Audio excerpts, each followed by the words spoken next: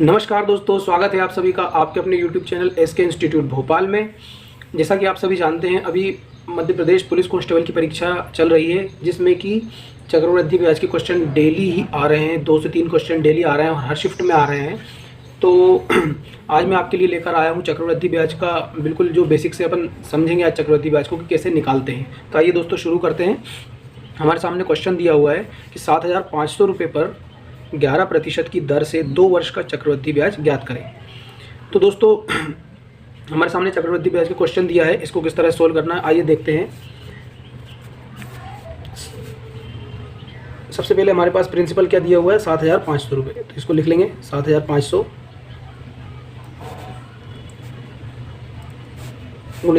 जो दर दी हुई है वो लिख लेंगे बटे 100 कर देंगे। इसको सोल्व कर लेंगे।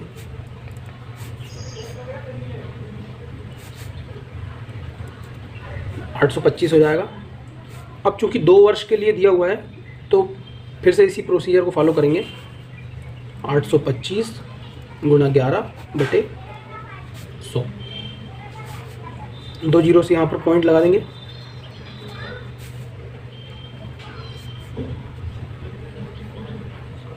ग्यारह पंचे 55 का 5 हासिल आया 5, 11 दूनी 22 और 5 27 का 7 हासिल आया 2, 11 88 और 2 90.75। अब दोस्तों यहाँ पर ध्यान देना है कि इस तरह से सबसे पहले क्वेश्चन दिया हुआ है कि 7,500 रुपये पर 11% की दर से 2 वर्ष का चक्रवृद्धि ब्याज ज्ञात करें। तो हमें जो भी मूलधन दिया है उसको लिख लेना है, गुणित दर कर देना है, बटे 100 कर देना है। और अगर 2 वर्ष के लिए दिया है तो यहाँ पर 2 बार सोल्व कर लेंगे। एक बार लिखेंगे, जो भी आंसर आएगा उसको अगेन यहाँ पर लिखेंगे इंटू दर बटे 100।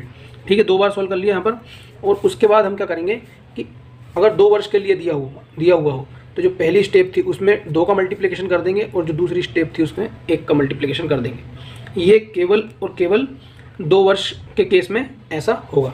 ठीक है दोस्तों, गुणा कर लेंगे 2 का, 2 पंचे 10 की 0 हासिल आया 1, 2 दूनी 4 और 1 5, 2 अठे 16 और ये 90.75 इंटू 1 तो इतना ही आ जाएगा 90.75। इसको जोड़ देंगे 5 7 9 और 5 14 की 4 हासिल आया 1, 6 और 1 7 और 1 1740.75। तो दोस्तों ये हमारा आंसर आ गया।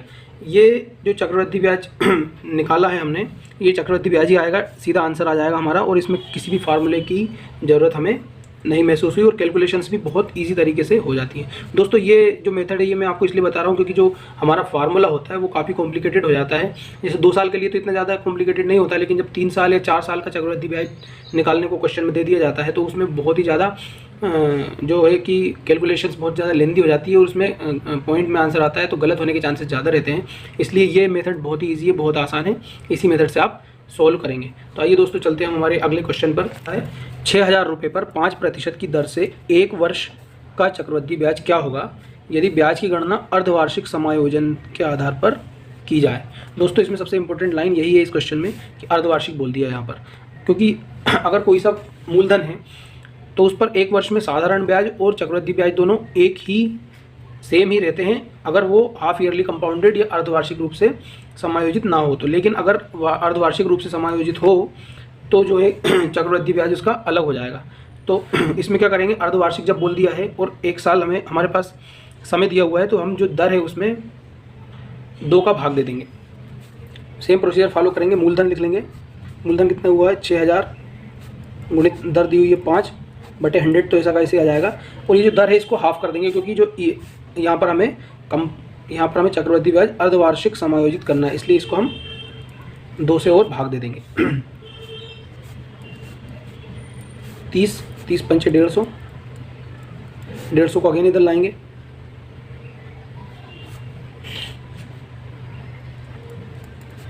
डेढ़ सौ इंटू 5 बटे 2 बटे 100, 5 से ये 20 बार चला जाएगा, 0 से 0, 2 दूनी 4, 4 तिया 12, 4 7 28, 4 पंचे 20। इसमें अगेन अब यहाँ पर अर्धवार्षिक रूप से हमें समायोजित करना है तो 1 साल में कितने अर्धवार्षिक होते हैं, 2 अर्धवार्षिक होते हैं। तो हमें 2 वर्ष के लिए जो हम यूज़ करते हैं इंटू 2 इंटू 1 वो यहाँ पर हम यूज़ कर लेंगे इंटू 2 इंटू 1। 150 दूनी हो जाता है 300 और ये 3.75 ऐसा कैसे ही रहेगा।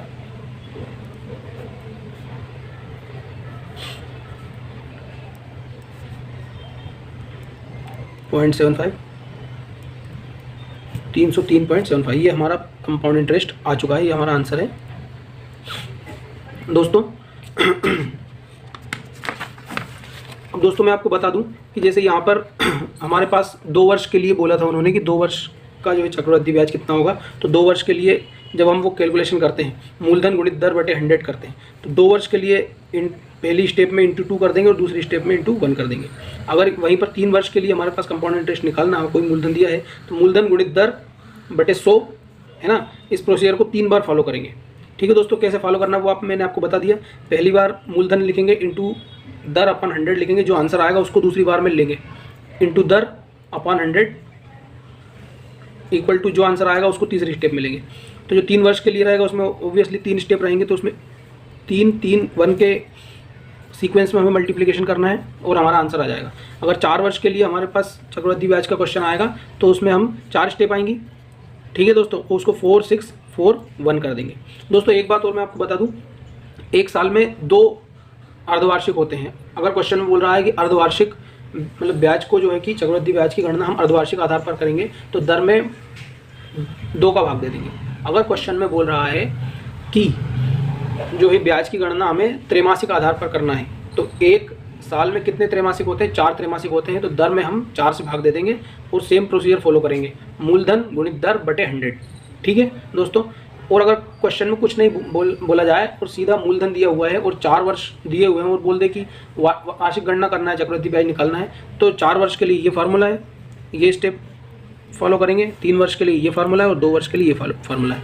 2 वर्ष, 3 वर्ष और 4 वर्ष इतना ही देता है चक्रवृद्धि ब्याज निकालने के लिए। इससे ज़्यादा बहुत ही रेयर केस में देता है वो, जब क्वेश्चन को बहुत ही ज़्यादा टफ करना हो तो। बाकी अगर हम फार्मूला से 2 वर्ष या 3 वर्ष या 4 वर्ष का क्वेश्चन सोल्व करेंगे चक्रवृद्धि ब्याज का, तो उसमें बहुत ही ज़्यादा लेंदी हो जाता है और आंसर बहुत मुश्किल से आता है, बहुत ज़्यादा कैलकुलेशंस भी हो जाती हैं और उससे गलत होने के चांसेस भी ज़्यादा रहते हैं। तो इस मेथड से अगर हम करेंगे तो हमारा आंसर भी आसानी से आ जाएगा।